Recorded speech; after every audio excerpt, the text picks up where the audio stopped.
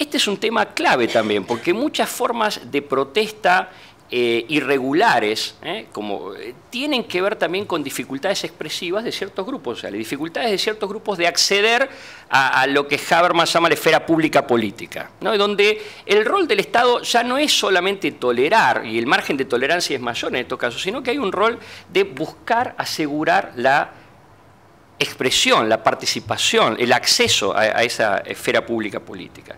Sin duda, si ustedes leen tanto el texto de Zaffaroni, vuelvo a decir, del libro del CL, cuando hace el análisis de tipos penales, él incorpora de alguna manera esta cuestión de la dificultad expresiva dentro de lo que son las causas de justificación de los ilícitos penales. Pero también desde el derecho constitucional, el texto para mí más claro sobre este tema, que es el de Gargarella sobre protesta social, hace un análisis del derecho a la libertad de expresión conjugado con el principio de igualdad estructural, donde la situación de dificultad de ciertos grupos en el acceso a la expresión cultural, política, social, en la posibilidad de canalizar sus demandas por los carriles institucionales en el aparato del Estado, tiene que ser de alguna manera reconocido por el Estado al momento de imponer sanciones o de restringir formas de protesta.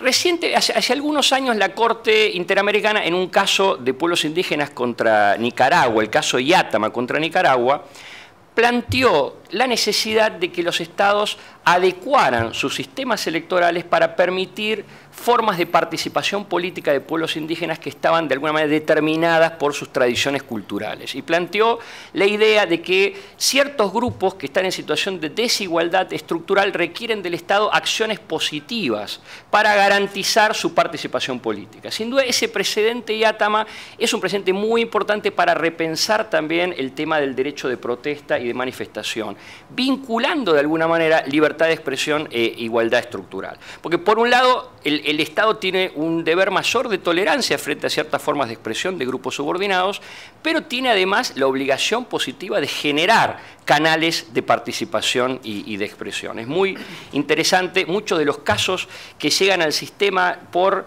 criminalización de protesta o por represión violenta de protesta se originan en conflictos colectivos, muchos de ellos conflictos colectivos de indígenas, donde lo que se reclama es participación. Por ejemplo, caso paradigmático en el año, creo que fue 2009, el caso de Bagua en Perú, ¿no? La implementación de un proyecto económico minero sin consulta de las comunidades afectadas, incluso pretendiendo reformar la legislación peruana sobre consulta, restringiendo la participación, genera el conflicto, ¿no? Una marcha, cortes de ruta, represión violenta, y eso genera el conflicto. Entonces, la contracara, digamos, de la respuesta del Estado frente a la protesta es este deber de generar, de crear activamente canales de participación en el Estado, en el debate público de grupos o sectores sociales excluidos.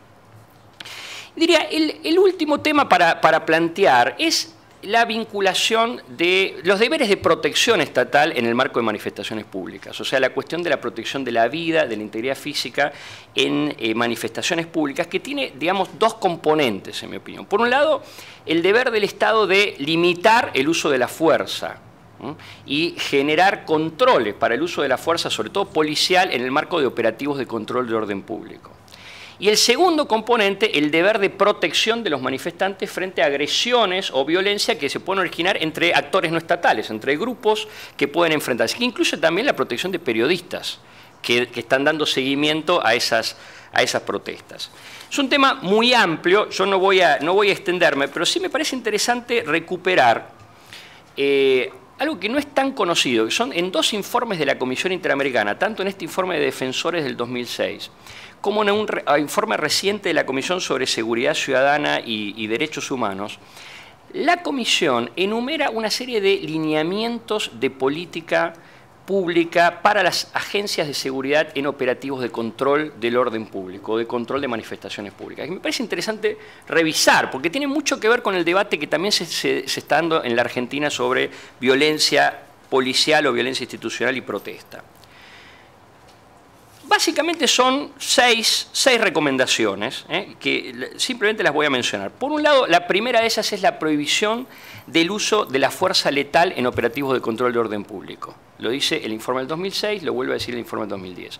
Ustedes saben, esto fue uno de los ejes de discusión en la Argentina a partir del año 2010. O sea, desarmar, pero con arma letal, del año 2000. Empezó en el año 2000, pero en el año 2003... con la reglamentación, la renuncia del jefe de policía, todo un debate. Incluso ahora también, el ministro de Seguridad reafirma ese principio, incluso lo lleva un poco más allá, ni siquiera armas que puedan disparar balas de goma ni gases.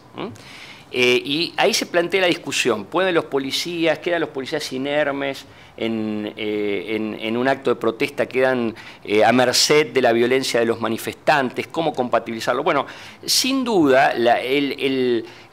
existe una expectativa entre policías y manifestantes expectativa de violencia que se retroalimentan. Cuando más ostentación de fuerza, bueno, eso puede generar, digamos, sobre todo policías en las cuales el poder político no confía, que son policías con una tradición de violencia institucional, de brutalidad policial. Entonces, el elemento del no uso de violencia letal en las manifestaciones es un punto importante, lo cual no quiere decir que no puedan pensarse operativos con distintas líneas, donde funcionarios policiales en segundas o terceras líneas cuenten con armas letales que puedan intervenir en caso de afectación de la vida de otros funcionarios policiales o de terceros. Y me parece que ese es el elemento complejo de cómo manejar este tipo de intervenciones. Había un ministro de Seguridad en la Argentina que decía que la policía argentina solamente reaccionaba a instintos binarios. O sea, se actúa o se espera, ¿no? No había, era como una luz, uno la prende o la apaga, pero no la puede graduar. Bueno, esta es la dificultad. Lo que está planteando la Comisión es que el gobierno democrático de la seguridad pública tiene que tener control de la fuerza policial y capacidad de graduar el uso de la fuerza, ¿no? Porque al mismo tiempo tiene que haber límites en el uso, pero también protección de los manifestantes. Entonces, ¿cómo compatibilizar ambas cosas? Creo que eso es lo problemático. Segundo tema que se plantea, que me parece muy importante, sistema de registro y control de las municiones que se utilizan. Es muy común en la Argentina, incluso los casos de violencia del año 2010, donde todavía la Policía Federal argumenta que un policía se confundió. En la misma escopeta cargó munición de plomo cuando en realidad pensó que había cargado munición de goma.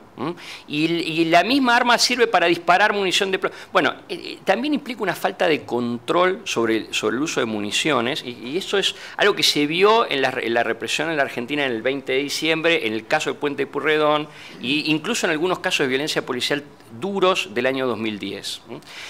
Lo que plantea la Comisión es un sistema de registro y control de municiones que se utiliza en varios países del mundo, donde quien usa un arma en una manifestación pública tiene que dar cuenta posteriormente qué utilizó y cómo lo utilizó, y previamente, cuando se entregan municiones, una constancia de qué tipo de municiones se entregan.